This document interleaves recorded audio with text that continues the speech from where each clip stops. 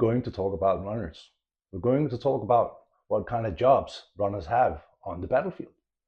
We're also going to talk about how runners work and operate in different biking groups.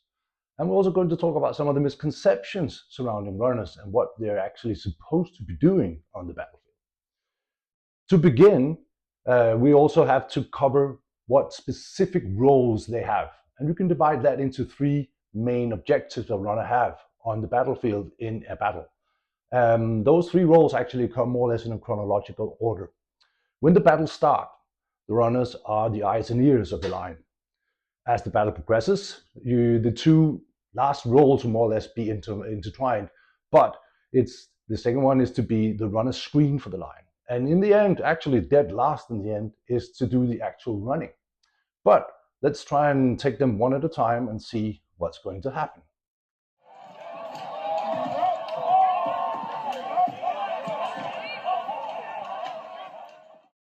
The eyes and ears of the line.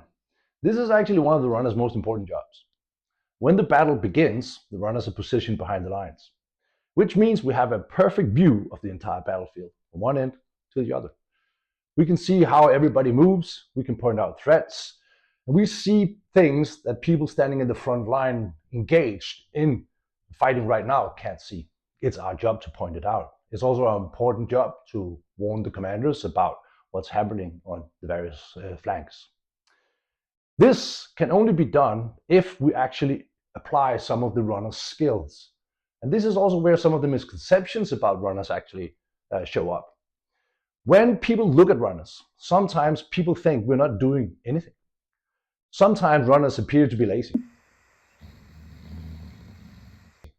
Sometimes we appear to be standing around talking, just walking slowly around, not doing anything. But what we're actually doing is using subterfuge. We, especially in Ulfhednir, and I'll cover that in a moment, we work in a special way. We walk around the battlefield so we don't seem to be a threat. We seem disinterested about what's going on, so we don't draw attention to ourselves. To pass on. Many things are said to be passed on. Sleepiness can be passed on, and yawning can be passed on. Time can be passed on also. In large-scale strategy, when the enemy is agitated and shows an inclination to rush, do not mind in the least. Make a show of complete calmness, and the enemy will be taken by this and will become relaxed. When you see that the spirit has been passed on, you can bring about the enemy's defeat by attacking strongly with a void spirit. This is a thing Ulfhednir has to do because we have a different kind of runner setup that some other groups don't have. If you look at, for instance, Ask, they have a very dedicated runner group. They have the black group, which is a highly devoted group of fighters that are actually very aggressive and are very forthcoming when they go into battle. They cause diversions, they run through, but they are also a lot of people and they're very dedicated to what they do. In Ulfhednir, usually we get more or less what's left over when we form a line. So we can't use the same aggressive head-on tactics that they do. So what we do in Ulfhednir, usually, that's my opinion, our runners are usually more stealthy. We use subterfuge. We give information. We walk around. We talk. We move slowly. We don't draw attention. And this is some of the misconceptions that we can see that when people actually watch us, they think we're not doing anything. And this is a thing that means that we're actually doing our job properly because nobody actually sees what we're doing. But it also means that sometimes we are called out. And when we're called out or set into doing certain jobs we're not supposed to be doing, we get spotted.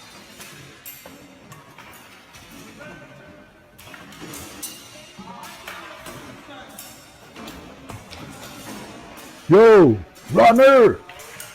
Yo! Yep! Punch through that guy! That guy! Him! Alright, I'll do it.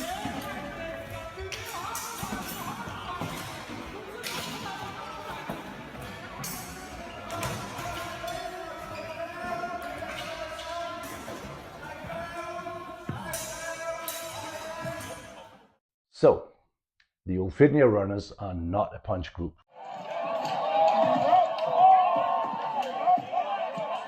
We're simply not enough, and we're not seasoned enough fighters usually in that group to actually make it through.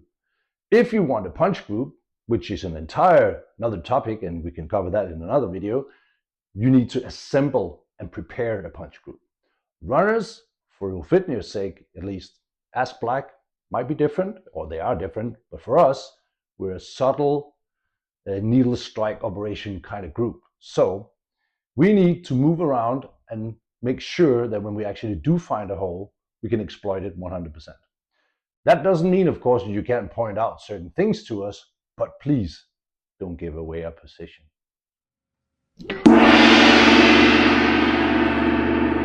All warfare is based on deception. Hence, when able to attack, we must seem unable. When using our forces, we must seem inactive. When we are near, we must make the enemy believe we are far away. When far away, we must make him believe we are near. Hold out baits to entice the enemy, feign disorder, and crush him.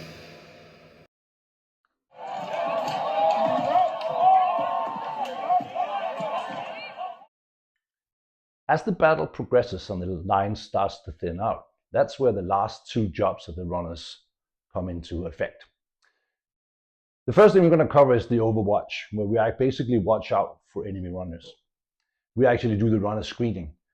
Since we walk behind the lines, we actually will usually spot their runners punching through while we are looking for our own holes.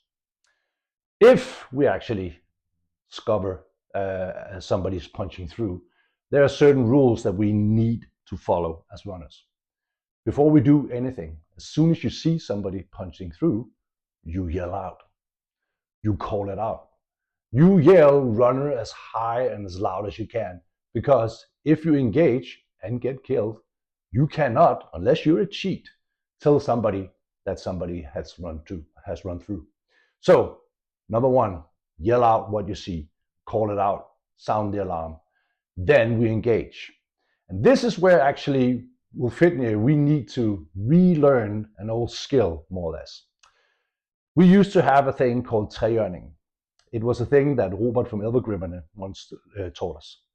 And we still do it, but we need to show the actual, because this is a runner skill. When we engage somebody, there's a thing, there's a certain way. When we engage somebody, we never go up and let the person or the persons running through take the initiative in the fight. And this is where we actually have to do something that is a bit weird when you're fighting. That is when you actually engage somebody, but you do not try to kill them.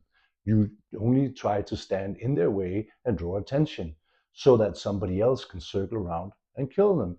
And let's see the example.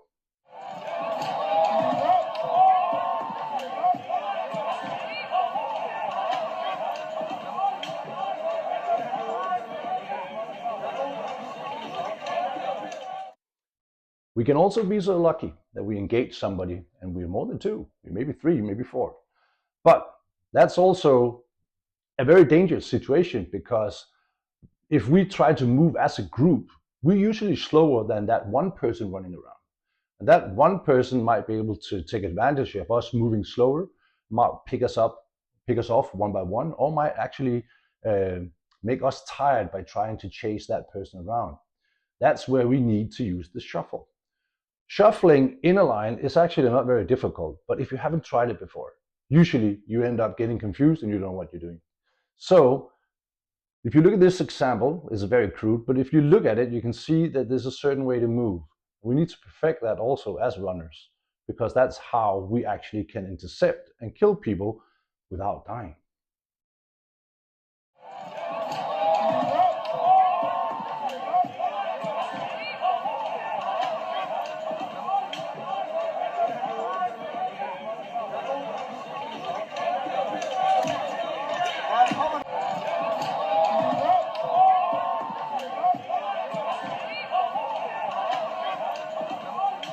If we manage to stay alive for the entire battle, we get to the point where the lines have thinned out. That's where we start to look for holes. That's the fun bit for us.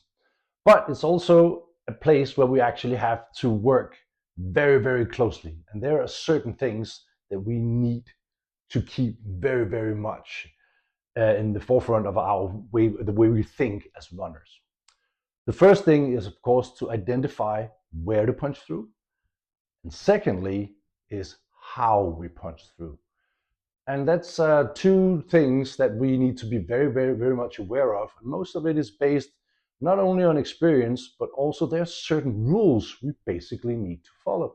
And let's cover them here.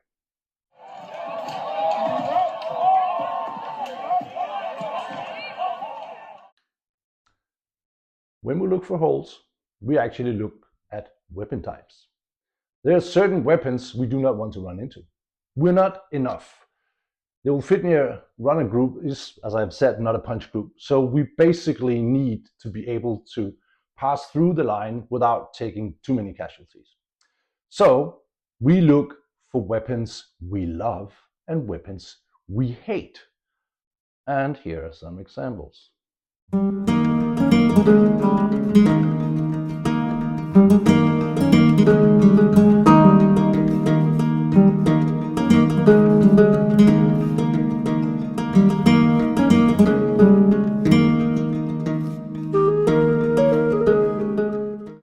As you can see, the weapons we hate are the weapons that can kill us as soon as we get close to them. And even when we pass through a line with short weapons or Dane axes, they can still kill us, like this.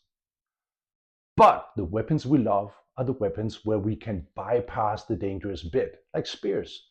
If we get through and pass a spear tip, they can't really kill us anymore. And we actually can use our speed to run through. So we look, first of all, for weapon configurations, and when there's two long weapons next to each other, that's what we call a door. And we look for the door and we go straight for it. So we keep that in mind.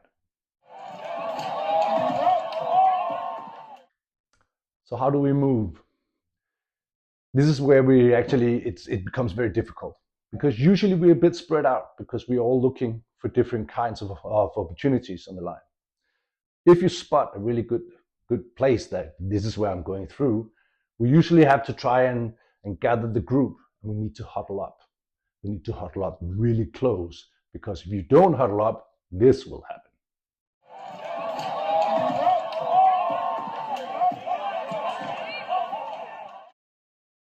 So we huddle up close. Closer, like this.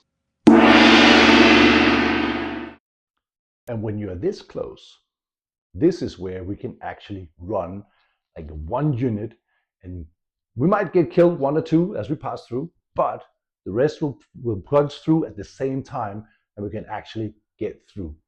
And when we get through, we come to the most important thing a runner can actually do once we're through, and that's actually, again, not to do what you think is what you're supposed to do. You don't kill, you run. You have to disengage from the people who just saw you punching through and run away to where you are not noticed. Look at this.